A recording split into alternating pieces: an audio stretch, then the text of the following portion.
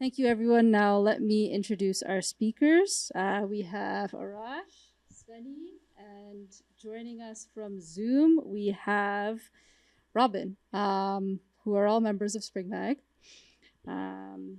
Before I hand it over to our speakers, I'll just explain how the meeting will work. The speakers will go first for a total of 30 minutes. Then we will have questions and comments from the audience. The speakers will respond to your questions and comments at the end with their concluding remarks. If you'd like to speak, please raise your hand and I'll add you to the speakers list. I'll be using an equity speakers list, which means I may not call on you in the sequence you raise your hands, but will prioritize Indigenous, Black, comrades of color, women, and first-time speakers. Questions and comments are welcome, but please try to keep your contribution to 3 minutes. This will allow for more contributions during the discussion.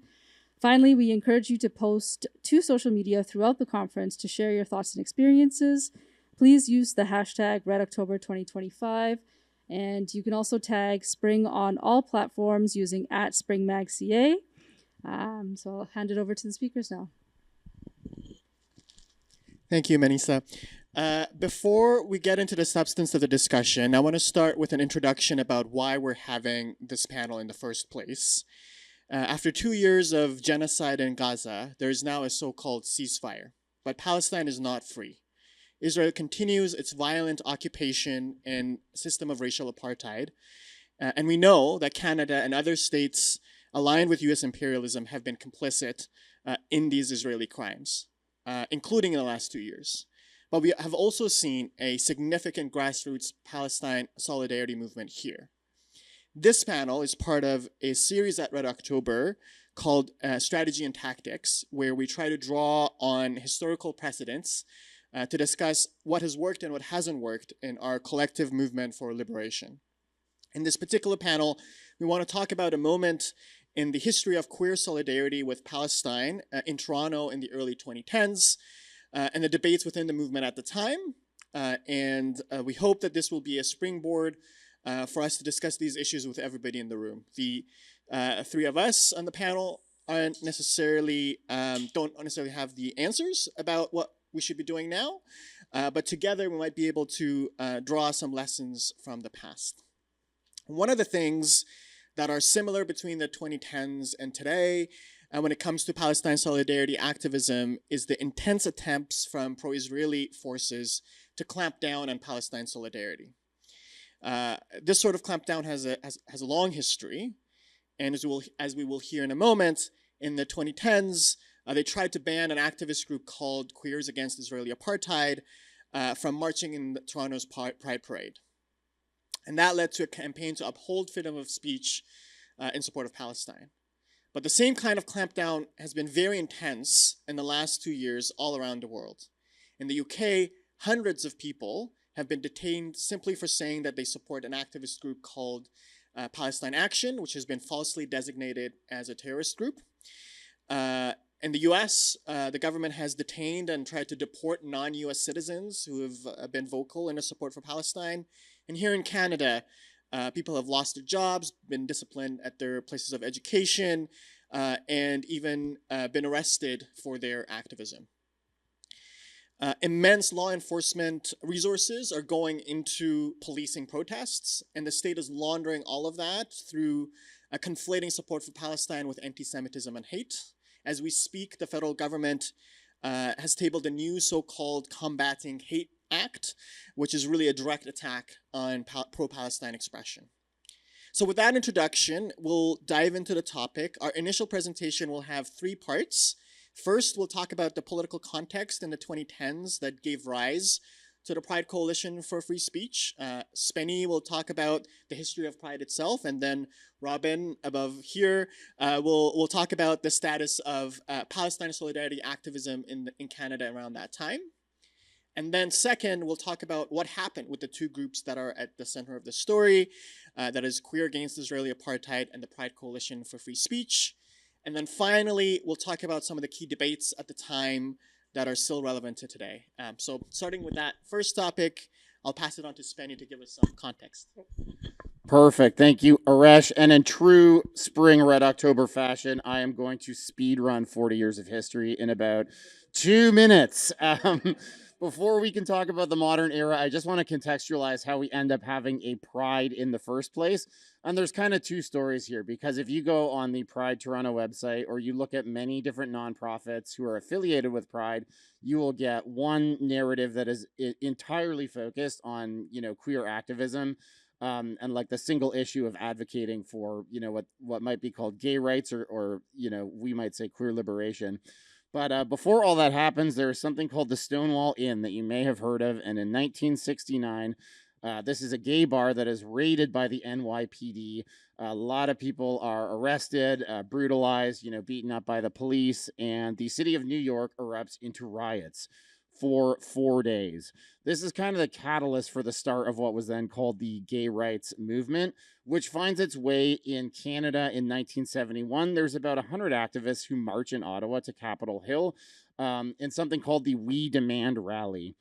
For the next, let's say, 5 years, there are sort of these Pride Weeks happening in Vancouver, Montreal, Ottawa, Toronto, these sort of places, and they're kind of low-key. There's picnics, there's some demonstrations, people are dancing, they're showing queer art, they're screening films, and this kind of carries on until 1977, when you start to see mass arrests happening in Montreal gay bars, and then in 1981, in Toronto, the infamous bathhouse raids, Operation Soap, in which, different bathhouses where people tell me men were doing more than bathing were raided by the police. Now, I will note that at this point in history, it is actually totally legal in Canada since I think the end of the 1960s to have consensual same-sex sex. But the laws that they cite in the bathhouse raids are something called the Common Body House laws. They're considering the bathhouses to be a public place, and they're citing people for indecency, which doesn't seem like a very good reason to beat people up, but hey, that was the TPS then, and it's the TPS now. So what ends up happening after this is that you start to see mass mobilization, the tactics escalate, people are starting to take this pretty seriously now. You also, around the same time, by the way, the Glad Day Bookstore was hit with obscenity charges. So you do see sort of this escalation of the criminalization of sort of homosexuality, for lack of a more complete term. But what's missing from a lot of these official narratives is that the original people organizing around Pride were also sort of very deeply steeped in an anti-imperialist tradition. A lot of them were people of color, racialized people, trans people, and the original activists didn't really parse out gay rights from other broader issues about race, class, gender, and imperialism. In Toronto in particular, in 1980, there's an organization founded called Gay Asians of Toronto, who are organizing not just for queer liberation, but are also very explicitly anti-imperialist. In 1981, you have Tim McCaskill, who features quite prominently in this story, and Amy Gottlieb are hosting forums to speak not only about, what was then called gay rights, but also uniting workers and connecting the dots between gay rights and labor issues and trying to reconcile them against the queer oppression at the time. The 1980s are a very interesting time because you could just do this. You could say Israel was bad, but what you couldn't do was talk about sex. And in 1982, Tim McCaskill is arrested for publishing an article on fist fucking. So back then, that was the line. You could be dragged off to jail and strip searched for that, but you could be as critical of governments and institutions as you like. In the 1980s, you also get something called SNAC, which is the Simon and Coley Anti-Apartheid Coalition.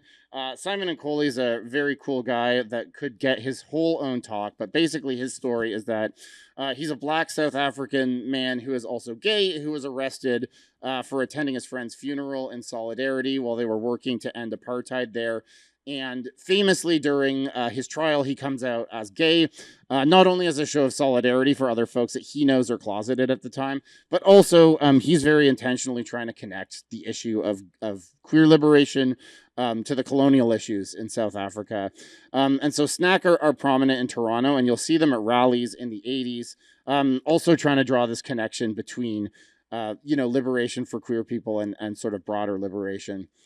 But by the 1990s, you start to see a general acceptance of gay culture, and it's generally a low point of activity for the Canadian left.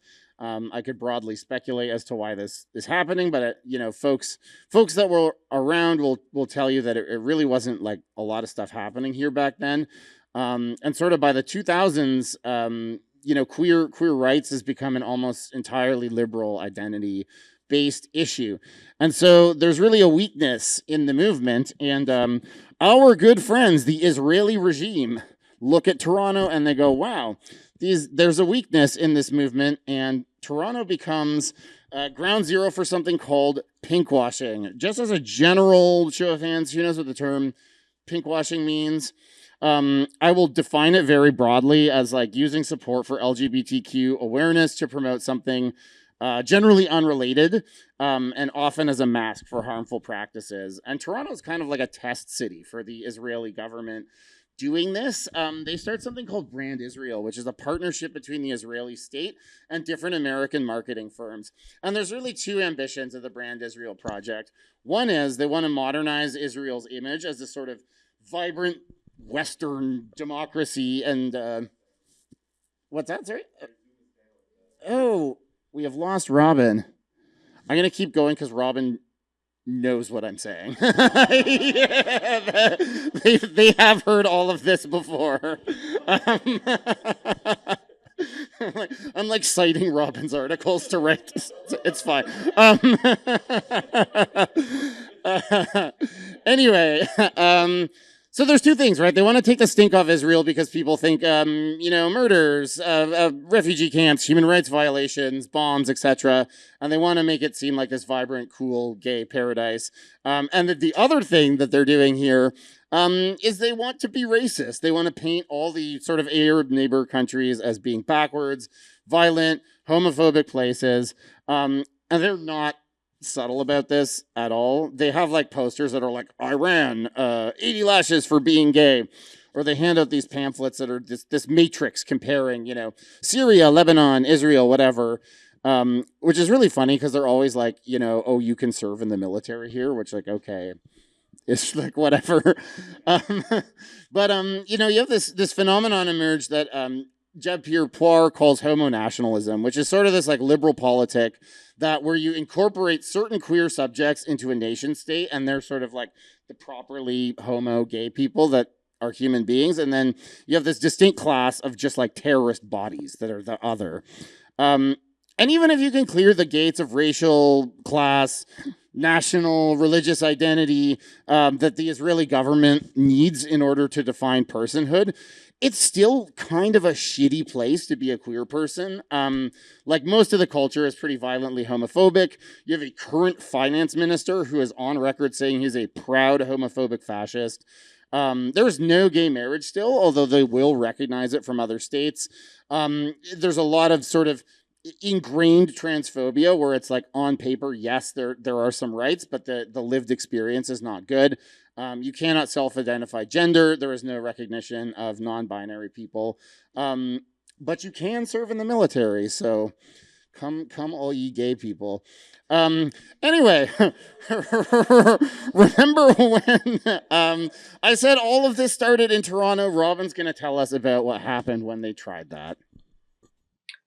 I want to spend a bit of time now situating the Palestine solidarity organizing in Toronto that paved the way for queers against Israeli apartheid. Things we might take for granted in 2025, like broad-based support for Palestine on the North American left, and the centrality of the global boycott, divestment, and sanctions movement, have a relatively recent history. In Challenging the New Apartheid, Reflections on Palestine Solidarity, an article published in Left Turn in 2006, Toronto-based organizers Adam Hani, Hazem Jamjoom, and Rafif Ziada write that the end of the Oslo Accord process opened space for a renewed analysis on the North American left of Israel as a settler colonial state with an apartheid system modeled on South Africa, something that Palestinians had long known and expressed. The authors write, this apartheid analysis provides an extremely powerful strategy for our movement. It bridges all parts of the Palestinian people, those who are citizens of Israel, those living in the West Bank and Gaza Strip, and those in exile. It is a strategy grounded in the right of return of Palestinian refugees to their homes and lands, It also makes sense. Equality of all in a democratic state, regardless of religion or ethnicity, end quote. The global boycott, divestment, and sanctions movement, which was inspired by the anti-apartheid struggle in South Africa, launched in 2005 with a call to action by 170 Palestinian civil society groups, including unions, refugee networks, women's organizations, popular resistance committees. BDS has been effective at highlighting, quote, the powerful ties between North American and European capital and the Zionist state, end quote, and at deepening connections between anti-capitalist, anti-racist, and anti-imperial struggles in the West and the struggle for Palestinian liberation. Both the framing of Israel as an apartheid state and the demands of the BDS movement offered a strategic direction for organizers in North America to express solidarity with Palestinians. In the Canadian context, organizers could draw out clear links between Canada's own settler colonial state project, the fact that the South African apartheid state used Canada's Indian Act as a blueprint, and our government's ongoing complicity in and support for Israel's settler colonial apartheid state regime. On the ground in Toronto, new groups and formations emerged. In 2005, the Arab Students Collective at U of T organized the first Israeli Apartheid Week, which quickly spread in the following years to campuses across the country and internationally. Israeli Apartheid Week, which continues to this day, has two main focal points: public education and strategy building for BDS campaigns. In January 2006, the Coalition Against Israeli Apartheid formed in Toronto. I want to read an excerpt from their statement of purpose just to give you a sense of how their politics were articulated through BDS and anti-apartheid framing. Quote, the Canadian government provides extensive political and economic support to the Israeli apartheid regime. Canadian corporations profit through investments and joint operations with Israeli companies. We work to end all Canadian complicity in this apartheid state. We understand Israeli apartheid as one element of a system of global apartheid. To this end, we stand in solidarity with all oppressed groups around the world, in particular, the Indigenous people of North America. Kaya was comprised of several committees that continue to be central to Palestine solidarity organizing in Canada today, including Faculty for Palestine and Labor for Palestine. It also included Students Against Israeli Apartheid, a college and university campus committee, and High Schoolers Against Israeli Apartheid, comprised of high school students and teachers. And so this is the political context in which QAIA, Queers Against Israeli Apartheid, began 2 years later in 2008. So Queers Against Israeli Apartheid was a grassroots movement group based in Toronto that was active from 2008 to 2014. And the political education and strategic organizing that happened during the early years of Israeli Apartheid Week at U of T laid the groundwork for QAIA to emerge.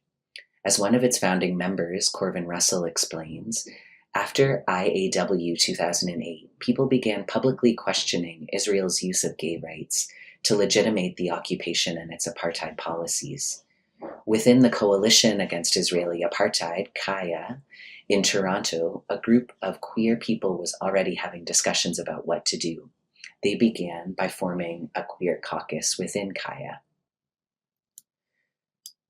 Queers Against Israeli Apartheid, or QAIA, was a grassroots movement group based in Toronto that was active from 2008 to 2014.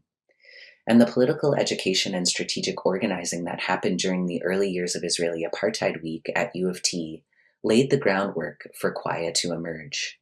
As one of its founding members, Corvin Russell, explains, after IAW 2008, people began publicly questioning Israel's use of gay rights to legitimate the occupation and its apartheid policies. Within the Coalition Against Israeli Apartheid in Toronto, a group of queer people was already having discussions about what to do. They began by forming a queer caucus within the Coalition Against Israeli Apartheid. One of QAIA's first actions was to hold a public panel discussion in early 2009, which included speakers who had long been engaged in Palestine solidarity activism, like Natalie Curry-Toey, and those who had been involved in South African anti-apartheid solidarity organizing like Tim McCaskill. This event drew more activists into the organization to shape its actions over the coming years. Curry Tony notes that Kwaya initially had 3 goals. First, to disrupt the use of gay identity and gay rights to validate an apartheid regime.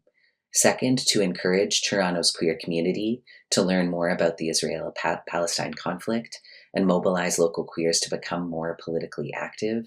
And third, to offer support to the growing movement of Palestinian activists struggling within Israel and Palestine. Given Kwaya's strategic focus and aims, it's easy to understand why the annual Pride Parade in Toronto was an immediate site of contestation. As one of the biggest Pride events in North America, it drew a mass audience.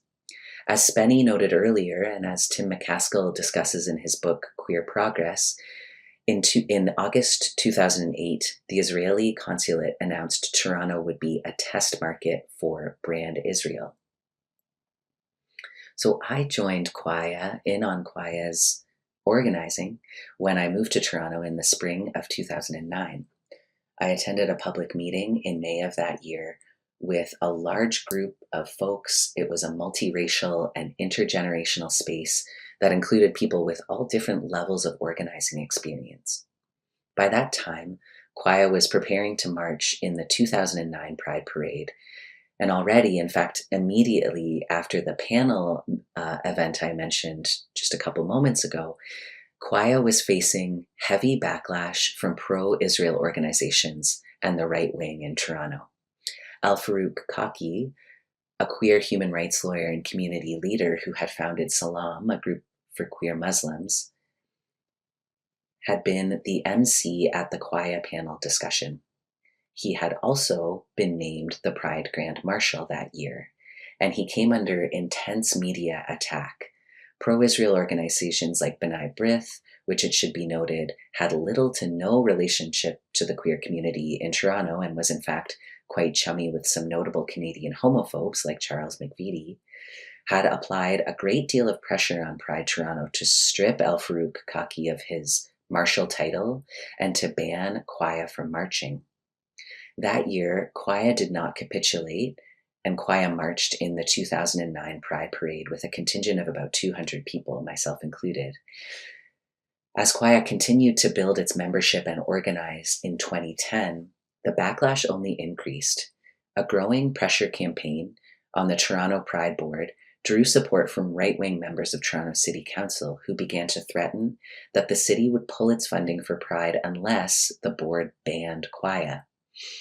The playbook for repression used by the Zionist lobby and right-wing politicians and media will be familiar to anyone who has become involved in Palestine solidarity organizing over the past couple of years, distorting the language of anti-discrimination to justify the call for a ban, and suggesting that the words Israeli apartheid constituted hate speech and created an atmosphere where people would feel unsafe or unwelcome.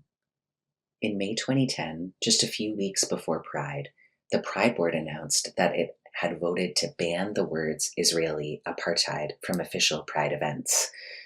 And I'll throw it over to Arash to tell us what happened next. By banning the words Israeli apartheid, Pride effectively banned the group Queers Against Israeli Apartheid from Pride. And so people in the community immediately formed the Pride Coalition for Free Speech to campaign against the ban. This was a bigger coalition than the original Queer Against Israeli Apartheid, and included people with either no initial political position or different views about Israel and Palestine. But they all pressured Pride to back off on free speech grounds. So for example, when Pride Toronto announced the ban at a press conference, there were people who had organized a demonstration outside the press conference. And there were prominent figures in the community, including people the Pride organizers themselves had chosen to be grand marshals who refused to participate in the parade. And there were also people who had previously received awards from Pride who returned their awards. And these were not necessarily radical people, but they were traditionally recognized so-called pillars of the community who understood that queer issues could not be separated from other social justice issues. Robyn did an interview with several of the organizers of Queers Against Israeli Apartheid in the journal Upping the Ante in 2012. And one of those organizers, Corvin Russell, said, and I quote, "Although there was support for the ban among some well-off liberal and conservative gays, the history of the struggle shows that the Pride leadership actually isolated itself when they excluded Kwaya. This was partly because of the work we'd already done as a result of our orientation towards mass politics. Queer communities are our constituency and not our opposition. Rather than assuming that most people are depoliticized, we try to engage people in broader queer community on issues around Palestine," end quote. And eventually, the campaign did succeed. Under pressure from the queer and trans community, Pride rescinded its banning of Kwaya, and with just about a week left before the parade itself. And Kwaya was able to march with its biggest contingent ever, together with allies from the Pride Coalition for Free Speech. So now we've gotten to the third part of the discussion, which is we've now covered the context and history of what happened in the 2010s with the Pride Coalition for Free Speech. And now we want to talk about some of the debates that activists had around that time. I'll start with one of the debates, and then Robyn and Spenny will each talk about a different debate. And at the end, we'll open it up to contributions from the floor, including about whether these debates, what do you think about the debates and whether they apply to where we find ourselves today. One of the central debates among the activists at the time was the question of whether they should frame this issue around free speech as a basis of unity among people who joined. Some members of Kwaya were anxious that free speech arguments were a so-called liberal diversion that pulled the movement off their message of Palestine solidarity and the BDS campaign against Israel. Some people were also uncomfortable with the fact that many of the people who joined the coalition or were supporting Kwaya's right to march in the parade were not particularly on side with the group's message about Israeli apartheid. Others thought that, especially because free speech is an overarching liberal or democratic value, this framing would allow them to get support from the broadest possible coalition of people, even from those who were not initially comfortable with the content of that speech. The idea was that through those struggles, activists would be able to build relationships, educate people about the substantive issues, and move those issues to the center of popular discourse. So I want to leave you with some quotes from the organizers about their experience that highlight this tension. Natalie Koritui, who's already been quoted, said in that Up in the Ante interview, and I quote, "It was tricky because the media didn't want to hear about our line on Palestine. Reporters want to hear about our reaction to being banned. The frustrating reality about the massive media attention that we got was that we couldn't emphasize our politics on our own terms. On the one hand, the word Israeli apartheid were in print over and over again. On the other, we couldn't control how the press framed the work we were doing. So in terms of the media and the larger public, our politics got lost." By contrast, Tim McCaskill said in an interview for the publication Socialist Project, and I quote, "Instead of seeing the debate about freedom of speech as a detour from our message about Israel-Palestine, we made it a bridge to bring that message to a much broader community." And he also said in an interview, "To me, the priority was to popularize the term Israeli apartheid and build relationships because people learn through relationships." And looking back on the campaign, Corvin Russell similarly said, "I still think we made huge progress. Every time we were attacking the media, the words Israeli apartheid were normalized. Even if they didn't mention anything else, they mentioned at least that. And the term was so charged that people visited our website to figure out why we were using that term." End quote. And in the last 2 years, too, there have been so many issues of free speech coming up. I won't be able to name all of them, there's so many, but there was the question, for example, whether the member of provincial parliament, Sarah Jama, should be censored in the Ontario legislature. There's a question about whether the Irish pro-Palestinian band NECAP should be banned from coming to Canada. People are being fired, disciplined, and as I mentioned, arrested for pro-Palestine advocacy. And the question remains whether focusing on these issues is a distraction from the reality of the genocide or an opportunity to educate others. The question that we posed ourselves were, what were the debates that we recognize in the text that we read to prepare for this as still playing out inside of the movement today? And so it's not our ambition necessarily to try and answer those questions, although I am going to shamelessly editorialize at the end of my blurb.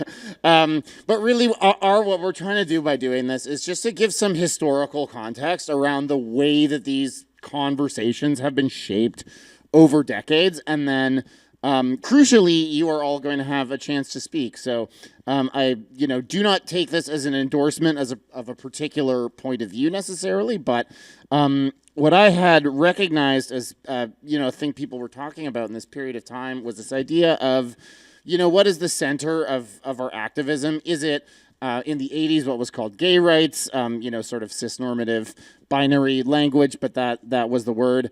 Or is it anti-colonialism, or like what is the right blend of like what we should be centering when we're having these conversations and we're advocating?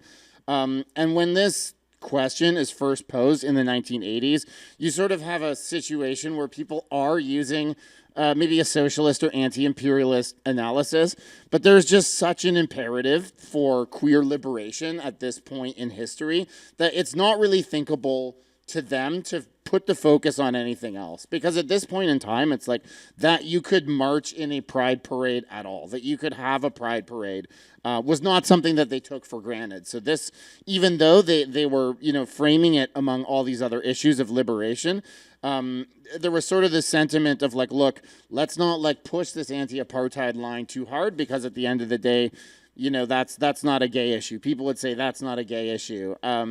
And then it all sort of changes in the 2010s when you have sort of almost like as a showing of solidarity where it's like, oh, because of Brand Israel and pinkwashing, they're forcing it to be a gay issue. And you have this kind of queer solidarity where it's like, well, no, like we're not going to let you occupy our space and promote that agenda.